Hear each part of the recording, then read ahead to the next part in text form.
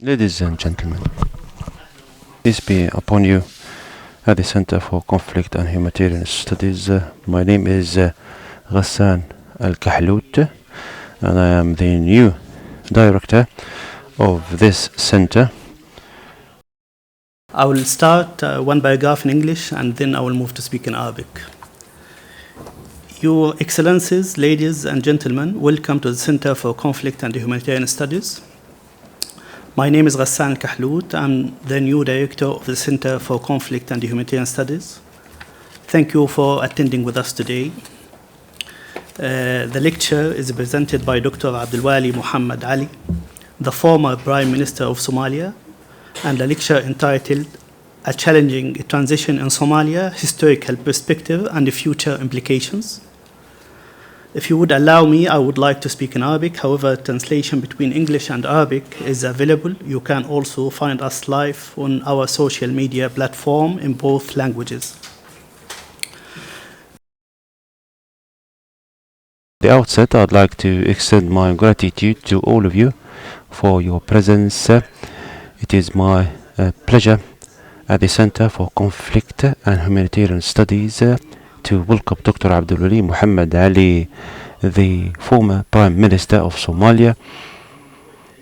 He'll be delivering a public lecture entitled A Challenging Transition in Somalia, Historical Perspective and Future Implications. Our center is specialized in conflict-related research. It has been established in 2016 here in Doha, and it works on generating knowledge that has implications locally, regionally, and internationally in cooperation with pioneering think tanks to respond to conflicts. It gives me a great pleasure to extend my gratitude to Dr. Azmi Bshara for his trust in me and appointing me as the director of the Center for Conflict and Humanitarian Studies.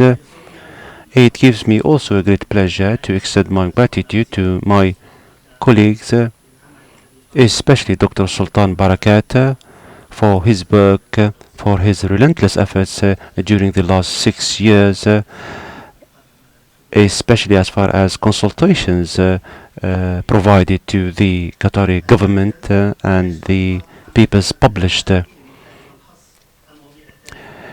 We cover a number of themes, the methodologies of solutions, contemporary studies, reconstruction following wars, the study of the fragility of governments in Somalia since the collapse of the government in 1991. Somalia has witnessed imbalances, armed conflicts that were perpetual. Indeed, tension surfaced, motivations were different, and especially as far as the regional clout, corruption, patronage, the tribal system, and the foreign interference of superpowers, poverty, as well as other crises. Somalia has witnessed a burgeoning number of jihadists, especially the Al-Shabaab, which was deterred by the government with external support. However, the transition has been tumultuous. Rebuilding of the democratic institutions of the state has been arduous. Dr. Abdiweli Mohamed Ali has played a pivotal role in steering the transitional period, aiming at entrenching stability in Somalia. Indeed, this is a timely public lecture as the presidential elections eagerly awaited is going on in Mogadishu nowadays. The public lecture will shed light on the historical perspective and the future implications of the transition in Somalia. The doctor will be talking about the roadmap to end the transitional period, as well as the propensity to establish democratic institutions in Somalia. He'll be talking about the socio-economic situation as well. Before I pass the floor to Dr. Abdiweli, it gives me great pleasure to introduce him. He is an economist. He is an American of a Somali descent. He, from June 2011 up until October 2012, was the Prime Minister, and then he became an MP. During his tenure as a foreign minister, he had put into place a roadmap to end the transition. In 2014, he has been elected for a different post. He has a master's in public administration from the Kennedy College in Harvard, and a PhD from George Mason, a PhD in economics from George Mason's University, and he is a researcher. He has an experience in the global economic domain, the political economy, and other themes. It gives me a great pleasure to pass the floor to Dr. Abdiweli to pass the floor, and then we'll open the floor for the Q&A session. Thank you, Dr. Ghassan, for your nice introduction. It's a pleasure to be here with you, and I thank you and thank the center for this warm reception. It's a great pleasure to be with you, and my lecture today is about challenging transition in Somalia, historical perspective and future implications. As the doctor said, today is a great day for Somalia because at this moment, as we speak, the presidential election is taking place in Mogadishu. Let me start with, this is the geography of Somalia. And the Federal Republic of Somalia is a country in the Horn of Africa with a landmass of 637,000 square kilometers. In comparison, Somalia is 5,404% larger than Ghana. Or Ghana, in other words, is around 1.8% of Somalia in terms of landmass. So Somalia is a very huge country. As a geographical location, Somalia is bordered by Ethiopia to the west, Djibouti to the northwest, the Gulf of Aden to the north, the Indian Ocean to the east, and Kenya to the west. To the southwest. Somalia, if natural resources is a panacea or a curse, we don't know, but Somalia is rich in terms of natural resources. It has the highest livestock per capita in the world. When you look at the livestock divided by the population, it has the highest in the world, including camels, cattle, sheep, and goats, and mainly exported to the Arabian Peninsula. It has the longest coast in Africa with a 3,300 kilometers, not miles, of a coastline, both along the Indian Ocean and the Gulf of Aden, rich in marine resources. Before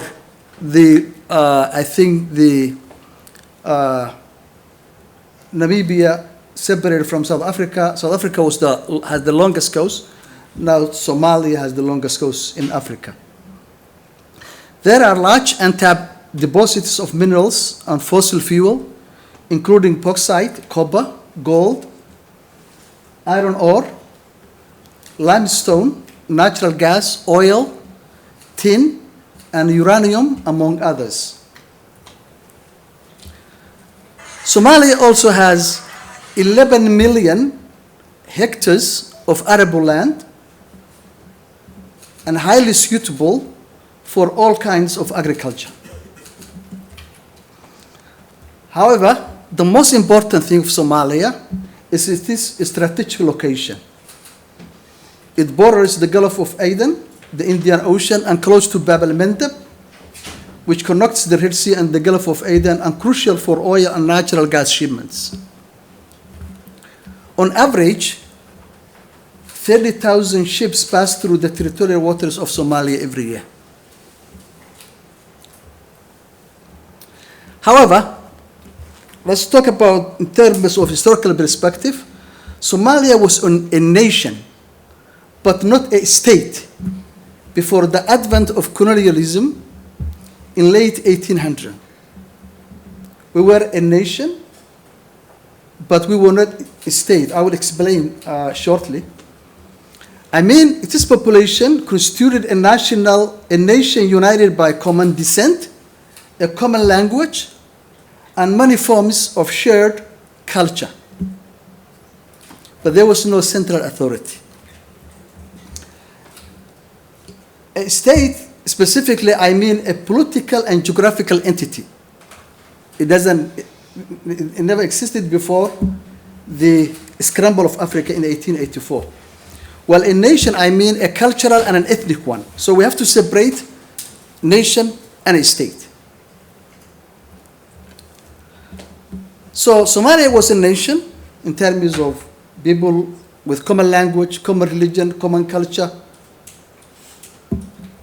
with no formation of a state before the scramble of Africa. If you know the Berlin Conference of 1884, that's when the European powers colonized and divided Africa.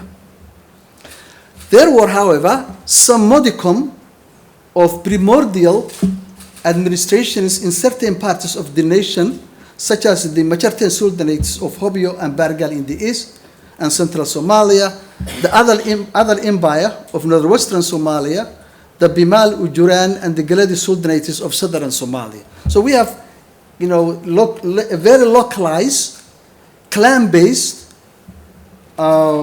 administrations before the colonial powers came to Somalia.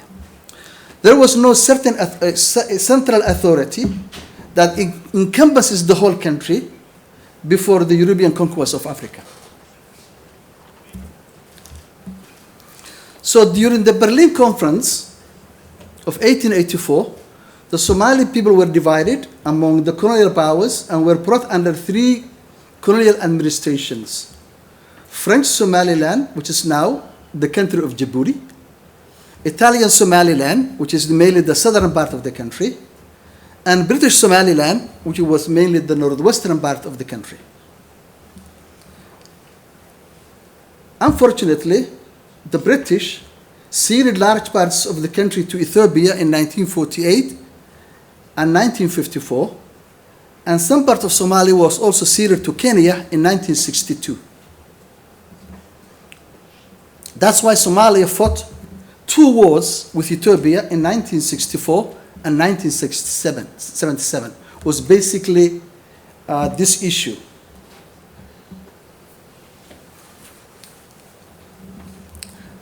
So after a long struggle with Italian and British colonial powers, Somalia gained its independence in 1960, July 1960.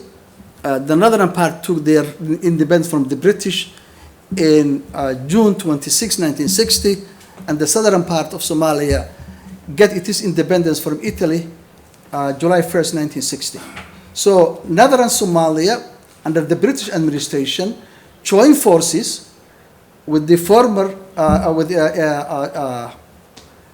southern Somalia under the Italian administration, and northern Somalia under the British administration, joined forces and formed the first Republic of Somalia.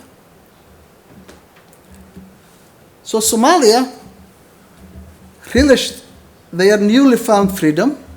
The country enjoyed 9 years of vibrant democracy. The first 9 years, from 1960 to 1969, Somalia was a real democratic state.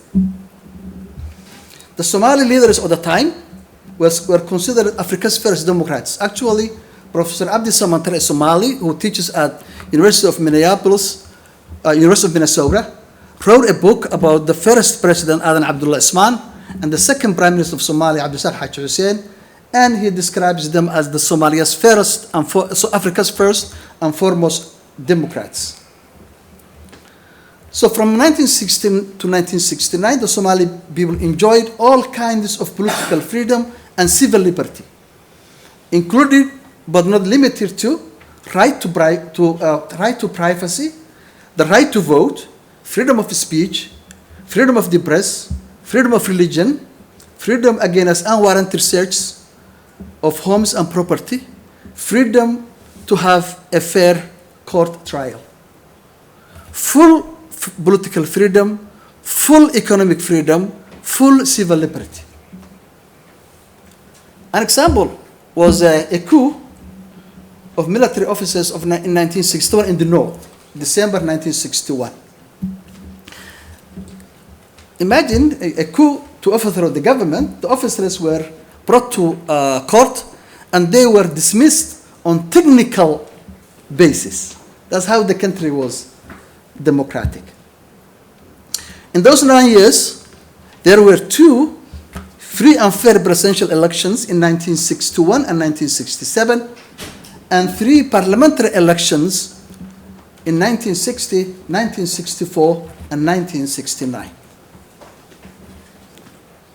It was the first time in the history of Africa that a defeated president, through the ballot box, peacefully transferred power to an elected president, freely elected president. President Adan Abdullah Usman ceded power to President Abdirashid Ali Sharmarke. In those 9 years, there were not a single political prisoner in Somalia, and the opposition parties enjoyed full-fledged freedom of association and political rallies. I can attest to that because in our household,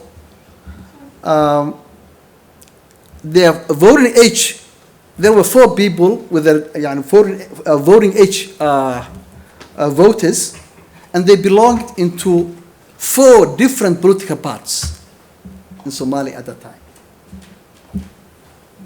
My uncle who raised me, his wife, and 2 people who were in the household. So you can see how those 9 years were good 9 years. Then we had a military coup. And in the late 1960s, there was the trend of military taking over power. Numeiri in Sudan, Gaddafi in Libya, later on Mengistu in Ethiopia, and so on and so forth. So on October 21st, 1969, 25 military officers led by General Mohamed took power through a bloodless coup after the civilian president Abdirashid Ali Sharmarke was assassinated 6 days earlier on October 15, 1969. So the president was assassinated, so the dictator Siad Barre took that opportunity and then he took over the country from the civilian administration. The military junta banned all political parties, suspended the constitution, and arrested all the members of the successive previous civilian administrations without trial. The military, then it was 25 people, but then the military regime morphed into authoritarian dictatorship under one-man rule, which was Siad Barre, who ruled the country with an iron fist for 21 years. No dissent, no opposition, no criticism. They embarked on a socialist ideological orientation and became a satellite of the Soviet Union. Actually, Siad Barre was not a communist. He was not even a socialist. He was a colonial officer. But the only way he can rule and keep that power was not through democratic, dealing with the West. The West always hammer you to have elections. So the only way he can keep power was to claim that he was a socialist. So he nationalized the banks, insurance companies, and even commercial farms. Everything was owned by the government. Through social mobilization they had some successes in the first few years of their administration, including writing the Somali script in 1972, illiteracy eradication campaigns, expanding health and education services, and the development of public infrastructure, including road networks. So through the first, what we call self-help schemes, mobilizing the community, they had some successes between 1969 to around 1975, 76. However, the oppressive nature of the regime destroyed the fabric of the Somali society. And they destroyed the economy through bad economic policies and poor administration of the economy. I'm an economist. There's a metaphor which says economics is all about 4 words. People respond to incentives. So when everything is owned by the government, nobody has an incentive to produce. Simply because what you produce you cannot keep. That's what's good about the private economy. So actually, because of the mismanagement of the economy, Somalia collapsed economically before it collapsed politically.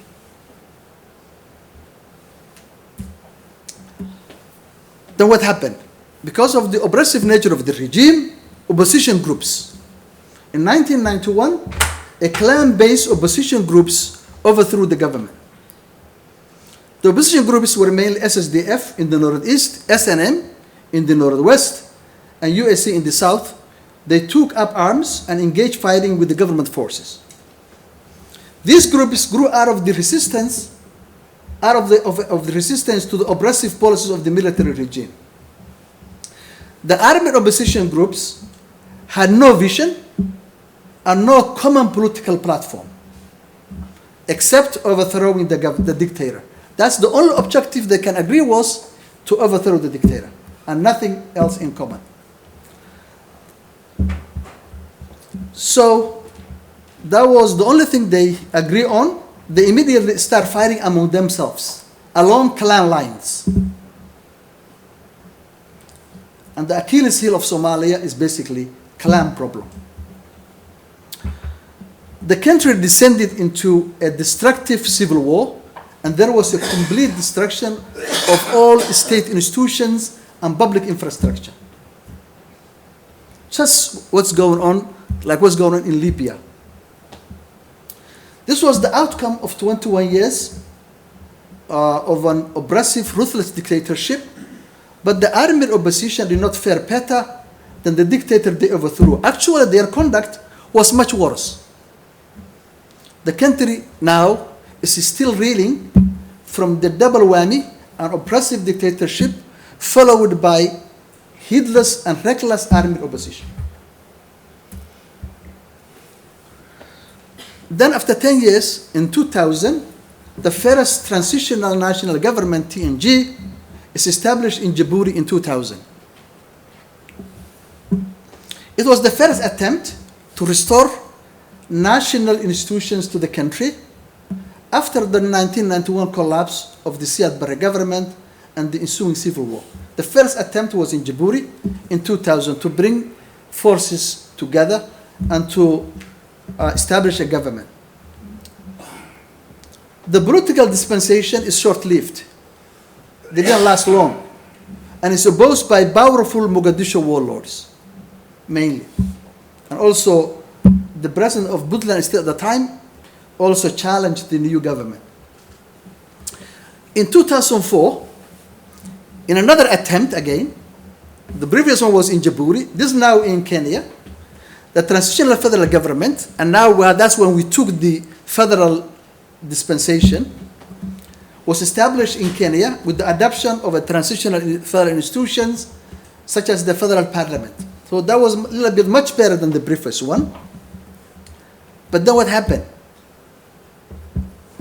The TFG is opposed by a concoction of warlords and religious fanatics, zealots called Islamic Courts Union, ICU. Actually, today's Al-Shabaab in Somalia is an offshoot of the ICU. They were the radical wing the Shabab today is the radical wing, was the radical wing of the ICU. But the ICU, Islamic Courts Union, received a warm reception at the beginning because of a couple of reasons. One, they appealed to the religious sensibilities and the public's deep feelings for anything with Islamic abbreviation. So, you know, these guys, they are Islamic, they will rule the country through Sharia. Somalis are 100% Muslim. So they appealed to that, and they got a warm reception actually. They were also better alternative than the hated and loathed warlords. I'm not saying they were good, but that's why they got the reception. However, they made a political miscalculation, and they opposed the TFG, and they started fighting with the TFG, the Transitional Federal Government. Then in 2006, with the support of the Ethiopian army, the TFG defeated the ICU and chased them from the capital in late 2006, and a tit-for-tat skirmishing started between the TFG and the ICU that continued until 2008. Then what happened? So in another attempt, all these are led by our international partners to save the rudimentary institutions of the TFG. A National Reconciliation Conference was held in Djibouti in 2009, whereby the head of the ICU, President Sheikh Mohamed, was elected president, and the president of the TFG, Abdiweli Yusuf, resigned in December 2008. So now you have a more moderate wing of the ICU taking over the leadership of the country. So the new government was joined by the remnants of the TFG and members of the ICU, Islamic Courts Union. That political dispensation lasted until 2012. So now, in 2012, it was the first time a national election took place within Somalia territory, and we had a new government. So now let's talk about Somali federal government of 2012 and beyond. 2012, Sheikh Sharif, I was at the time the prime minister, we held elections in Mogadishu, and then we elected a new president, President Hassan Sheikh Mohamed, in 2012. So on June 23, 2012, the TFG and the regional leaders, mainly Puntland, approved a federal constitution after several days of deliberations. So now we have a constitution established. The selection of the parliament and the election of the president took place on schedule in August and September 2012 respectively.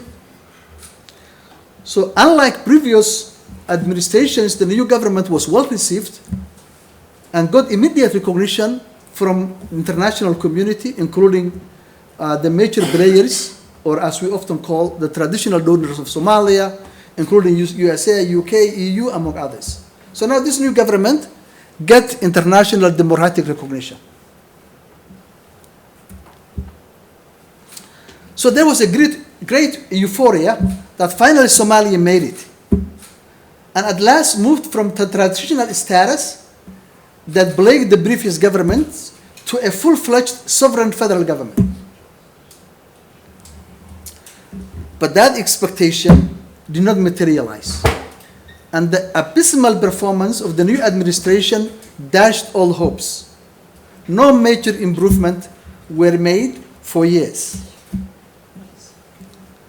Then there was another election in 2017, where a new parliament and a new president is elected.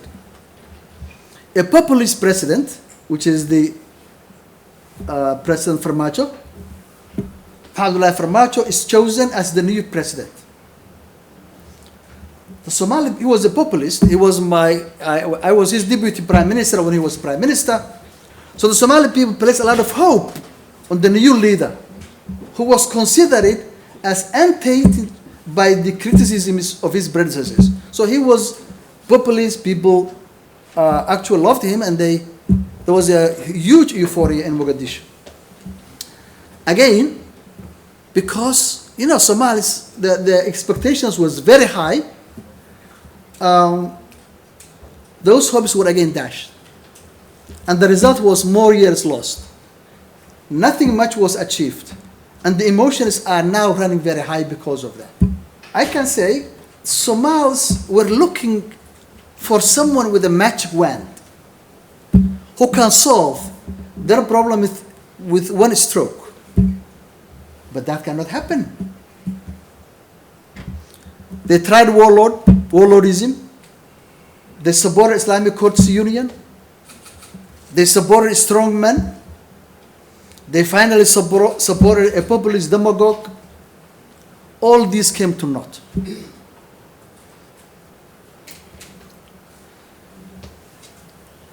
Why? Because when problems fester for a long time, from 1991 until today, we are struggling. When the problem festers, what happens? The society gets rotten. And all the bad elements come to the fore. Thus, al-Shabaab, piracy, warlordism, environmental degradation due to uncontrolled export of charcoal, among others.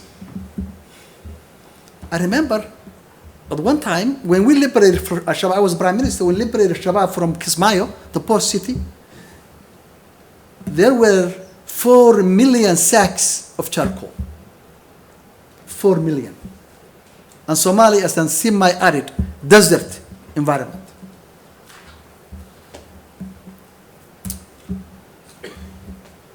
What's the puzzle? What is this elusive holy grail? Number one,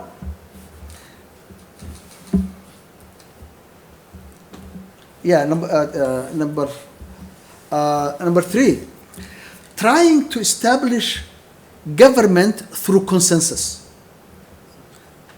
where every clan has a veto power.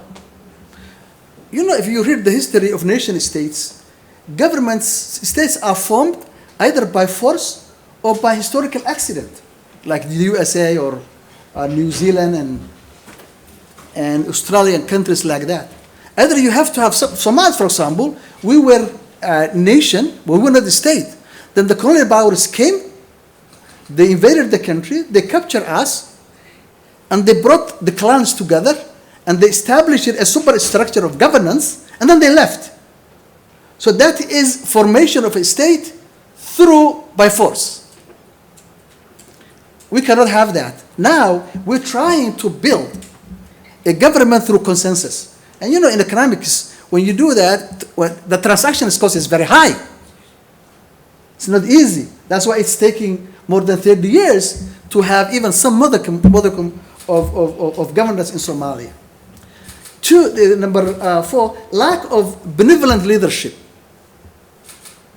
With lack of effective institutions that can restrain the recklessness of leaders. You know, good governance begets, good leadership begets good governance. No, good leaders beget good institutions. Good institutions beget good governance. So lack of good leaders, I'm among one of them. Lack of good institutions is all about the institutions. Governance is all about the institutions.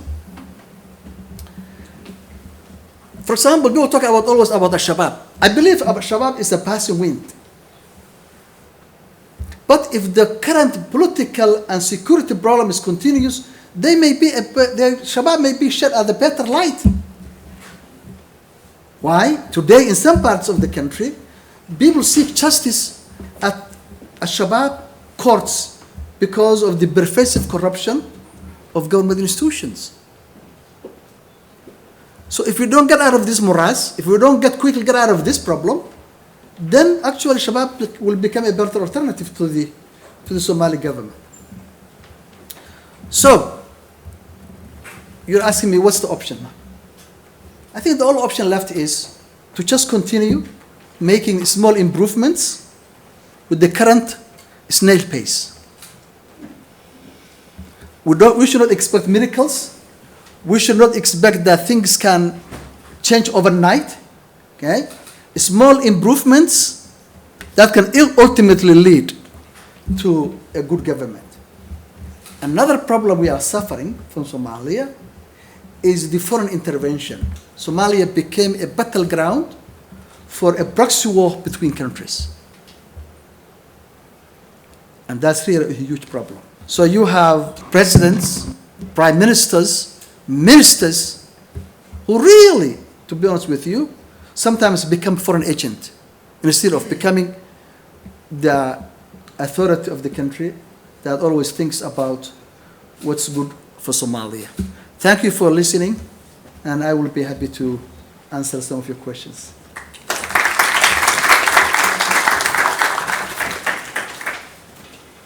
We have half an hour with Dr. Abdiweli. We'll take some questions. Three groups of 3 questions.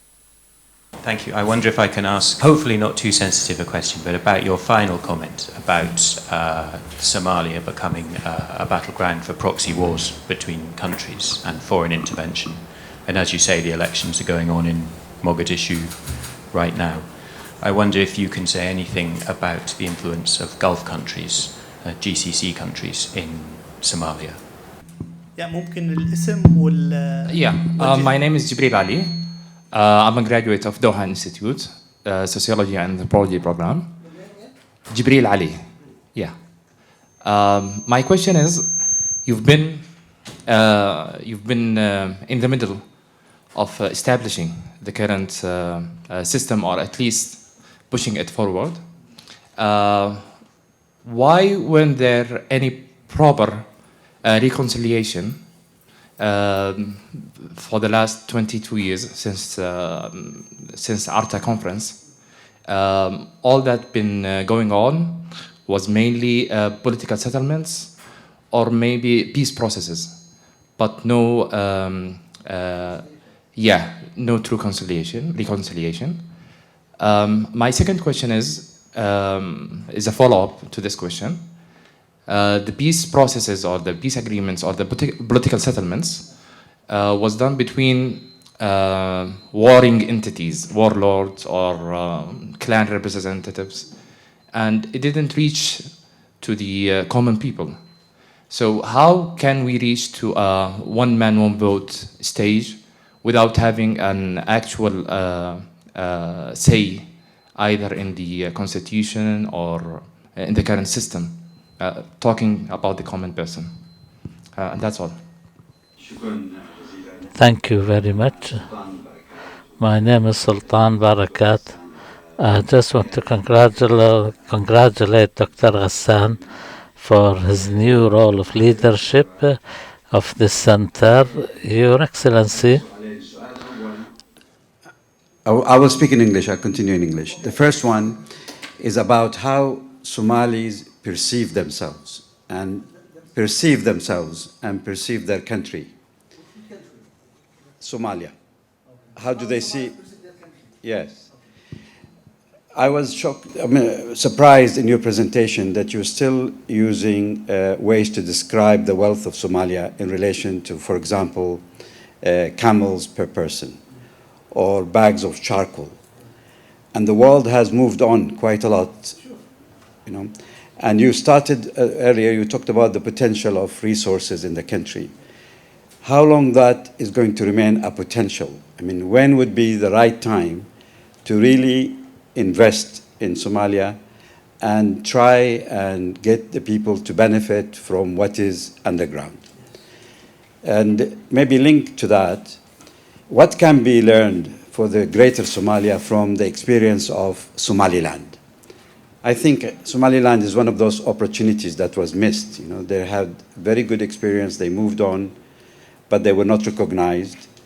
And now it feels as if the rest of Somalia is a heavy weight pulling Somaliland back. What can be done, and maybe in the current circumstances with the political changes, what would you think needs to be done to really make this step forward?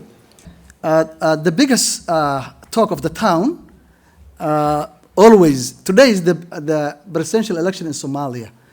The biggest talk of the town is which country supports which candidate. is Farmajo supported by Qatar? Is Gdeni supported by the UAE? Is Hassan Sheikh supported by Saudi Arabia? You know, so it's not a secret that there's always this issue of, but not only the Gulf states, but also neighboring countries, which is more dangerous, like which candidate Ethiopia supports, which candidate Kenya supports, and so on and so forth. So that's why Somalia became a battleground for proxy war between countries. But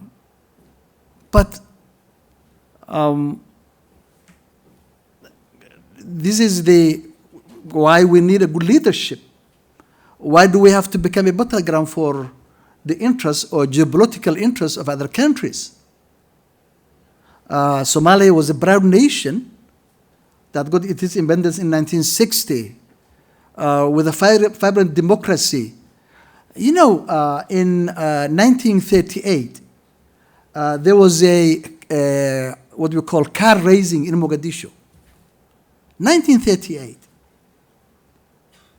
And I'm sure a lot of countries at the time were not even having the countries we're talking about today. So this is the issue, is a lack of, Somalia unfortunately used to be a very individualistic, nomadic, proud society. And somehow along the way, we lost that character, that nature of the Somali man. So obviously, we don't know whether it's true or not, but the rumor is there. Today, some people are talking about the money spent on buying votes, even today, is over $200 million. So this aptly pertains to Will Rogers. Remember, he said, politicians are the best thing that money can buy for you. So this is what's going on in Mogadishu today. Jibril Ali, you asked me about reconciliation. Actually, before reconciliation, one thing we missed, but countries like Rwanda did, was Somalia. There was an impunity in Somalia. People committed crimes.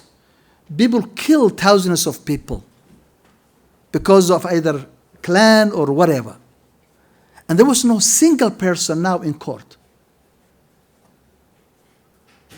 So people get away with murder. So we should have started with dealing, this impunity, and then starting the hearing process and the reconciliation among Somalis. You asked me also, how can we get one person, one vote? We did that. We had that 60 years ago. We can do it today.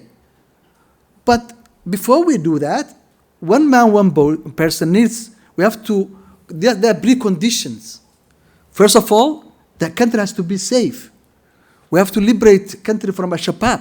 Either we have to negotiate with them or we have to get rid of them. So we need reconciliation, liberation. Then getting rid of Shabaab. We also need stabilization, stabilizing the whole country. And then many other things are needed. Voter registration, civic education, census, who can vote, who cannot vote. So it will take a long time to do that. But obviously it's something achievable because we had that in 1960. People were less educated today than before. People were more nomadic before than now. People are more urbanized today in Somalia than 1960. So we can do it. It's an easy thing to do. It's not very difficult. All we need is, and actually Somaliland did, Puntland recently started to do it because both those areas are very safe. How about, I forgot the name, Professor. You asked me potential natural resource. Natural resource is not a panacea. We know what, I was talking to my friends. The good thing about Gulf countries, like Saudi Arabia, more so Qatar and UAE, is how they manage their natural resources, how they took advantage of that, how they built the country through natural resources. Unlike a lot of resource-rich countries in Africa, Nigeria, Angola, Mozambique, Libya, they didn't manage well. So natural resources can be a curse or it can be a good thing. It's how you take advantage of it. But also, development doesn't depend on natural resources. The least developed countries in the world are the richest in terms of natural resources. Think about Zaire or the Democratic Republic of Congo with 80 million population. One of the, I think the second or the first largest country in the world, in Africa. All kinds of natural resources. But it produces less than what? The GDP is less than maybe $20 billion. Think about Hong Kong or Singapore with no natural resources, with around 5 million people each, and producing close to $400 million a year. So natural resources helps, but it's not always a good thing. Moreover, who will need oil and gas 50 years from now? Now we have a Tesla. The world is moving away from what do you call biofuel, whatever you call fossil fuel. We're moving from it. If we don't take advantage today, it will be no use 50 years from now. So Somalis people are poor people sitting on a gold mine. But we need leadership. It takes leadership. It takes institutions. It takes farsightedness. The goodness of countries, I spend a lot of time in the USA. The goodness of American government, the system of governance in America, whatever you believe about America, USA, is a good. It's a very democratic market economy with all kinds of freedoms in that country. It was not by default, it was by design. It was by establishing the Constitution, the Bill of Rights, the Federalist Papers. So those leaders, Jefferson, Madison, Washington, Hamilton, John Jay, they were far-sighted people. If you read the Federalist Papers written in 1780s, if you read today, you think it's been written yesterday. How relevant that was. So good leaders and good institutions. So that's the natural resource issue. The Somaliland issue. Somaliland basically was the former British Somaliland and Italian Somaliland. We joined, as I said in my lecture, we joined forces and established the First Republic in July 1st, 1960. Now they want to secede from Somalia. But not all Somalilanders want to secede from Somalia. There are many Somalilanders who are unionist. Maybe they're half and half. Maybe the unionists are more than the separatists. You know, I was the one who started the dialogue with Somaliland in London conference of February 2012. The issue is now, the problem is, Somalilanders, the leadership in Somaliland, were, you know, there was a huge orientation of bad-mouthing the South, claiming that the South are the ones who destroyed us, the one who, you know, Siad Barre was from the South, obviously, But Siad Barre was not was not good to any part of the country. Actually, the people who get the wrath of Siad Barre the first time was the central Somalia. People who live in the central Somalia. Now, the leadership of Somaliland will not able to tell people now that we can join Somalia. On the other hand, no single leader in Somalia, whether a president or prime minister, will ever dare to say that Somaliland can secede, because that is a treason. Now, what's the solution? I always said the best solution is we have to offer Somaliland an offer that they can refuse. In terms of power sharing. Let me give you an example. The Djibouti model. Djibouti has a Afar and Isa population. The Afar population are less than 30% of the population. The Isa are more than 60% of the population. But the Afar is they get 50% of the cabinet and 50% of the cabinet. But since 1977, the president was from the Isa. The Isas, by offering their brothers, who are less than 25% of the population, 50% of the cabinet, 50% of the parliament, they didn't lose anything. And the country is prospering. So we have to offer, because secession is not an option. So therefore, we have to bring something else to the table that can appeal to Somalilanders.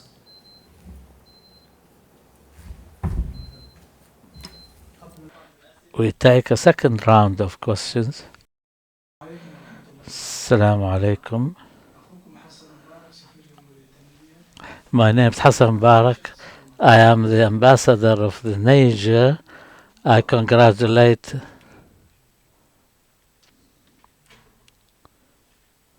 my question is simple and brief. Somalia is a great country and has done a lot for the Arab nation and the African nation. And what is the current role for the Arab nation and the rest of countries to help Somalia?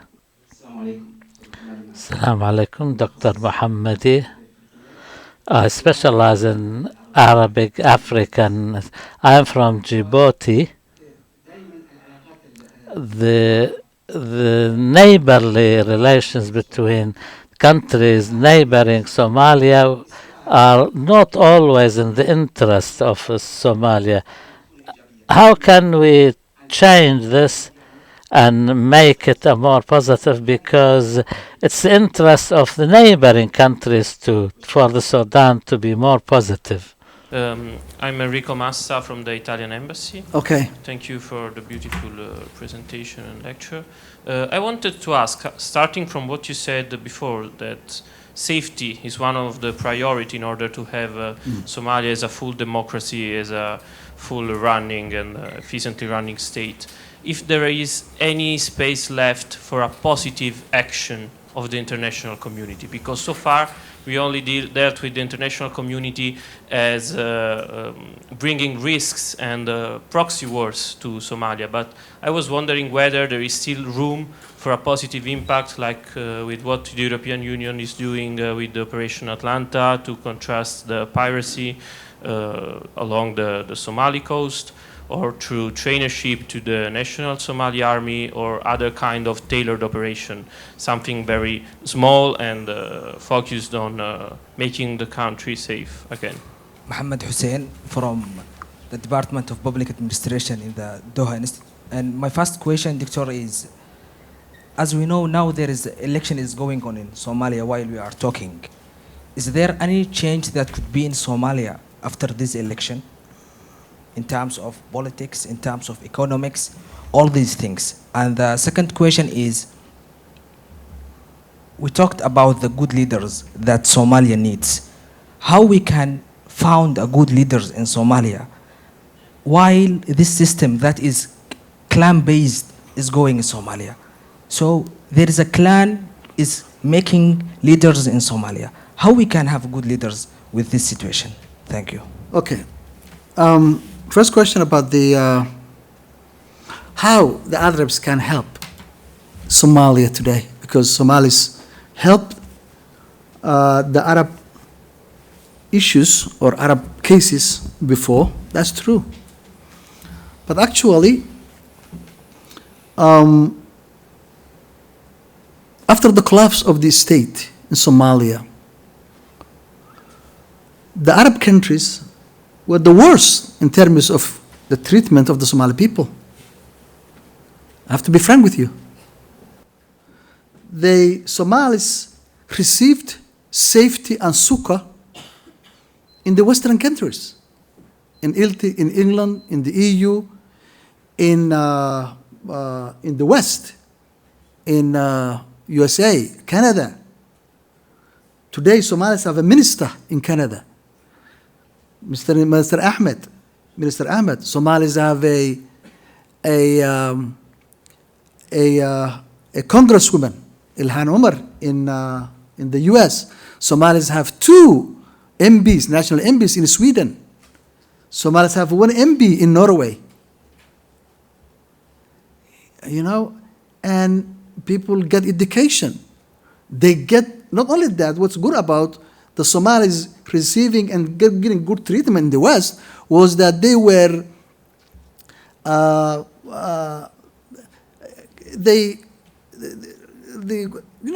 West, there are good there are good things and bad things, but exposing Somalis to the democratic, nature of these countries, getting exposure to democracy, getting exposure to freedoms, including freedom of speech and all that, and they're all the good things. While that was happening, Somalis were being extremely expulsions and deportations from other countries, Arab countries. So that was the reality that I can tell you. But the Somalis prefer, actually, if you have given an option where the Somalis will have felt more comfortable living, is the Arab countries, because a lot of Somalis speak Arabic. Somalis are 100% Muslims.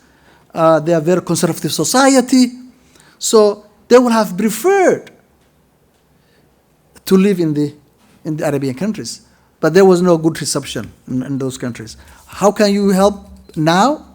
Obviously, most of the Arab countries are in a mess. I don't know if they can really help Somalia. The Arabs have to help themselves before they help Somalia. That's the reality. How the neighbors, who was the question? Yeah, the guy from Djibouti.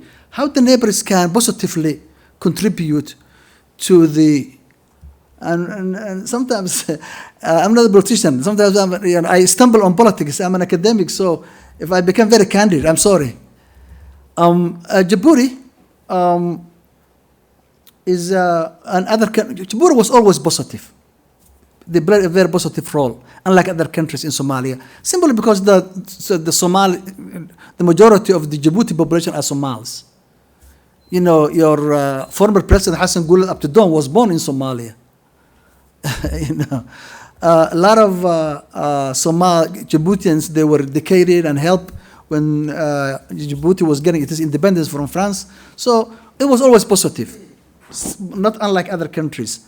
But all these, the West, the Arabian countries, then our neighbors, all these questions, is a moot point, because we need, Somalis have to look into themselves. They have to look at, they have to go to the mirror and they have to look themselves and see what's wrong with them. Only Somalis can help themselves. No neighbor, no Arab, no West can help Somalis. Now we have 30,000 AMISOM troops, African troops. More than $1 billion is spent on this dispensation, security dispensation. $1 billion, mainly from the EU and from other Western countries. But that created dependency. It created huge dependency that we depend on foreign forces to keep our security. You're not sovereign if you cannot keep your security. How can we be sovereign if you cannot keep your security? So Somalis ultimately have to help themselves in terms of security, in terms of development, and we don't need handouts from anybody. Somalia is a rich country. Somalis can help themselves. They can build their country. As you all know, foreign aid is no more. After the collapse of the Soviet Union, there's no foreign aid. And by the way, foreign aid never helped. There was no a single foreign help scheme that helped countries except the Marshall Plan. Maybe we need foreign direct investment. If the Arab countries want to help us, they should invest in our natural resources. Invest in our ports, invest in our airports, invest in road networks, invest in our livestock, in fishery, in agriculture. FDI, foreign direct investment, not foreign aid. Let me go to the security issue, Italian embassy. Is there room for improvement? Of course, there is always room for improvement. Countries can help. But, as I said, for example, AMISOM is an example. It's a disaster. It's a failure. AMISOM scheme is a failure. Complete failure. How can a 30,000 African force and another maybe 40,000 Somali National Army, 70,000, cannot get rid of a ragtag kids of less than 7,000 or 5,000? So, yeah, we need your help. Southern Somalia was a former Italian colony. And actually, people say maybe one of the failures, the big failures were the Italians. I'm sorry. Because, Sierra Leone was a former British colony. They had a civil war that lasted only like 7 years or 8 years. And then they have a sponsoring country. There was Liberia. There was a fighting in Liberia. Then the Americans helped because they have this affinity. We had the same affinity with the Italians. And they were nowhere to be found. Mohamed Hussein, what do we expect of the changing of the leaders doesn't matter. It doesn't help. Yesterday we have Abdullah Yusuf, then Sheikh Sharif, then Hassan Sheikh, Farmacho, and now today we're going to elect another one. The turnover of political leaders, it doesn't matter. Think about the Italians. Since 1945, how many governments you had? More than 65.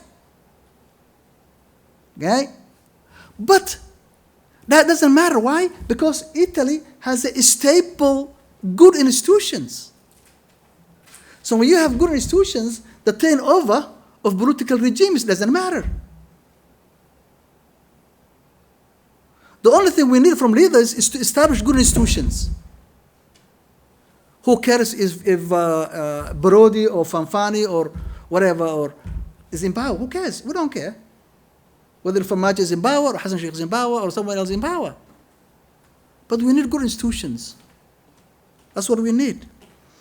How we get good leaders? Maybe luck. I don't know.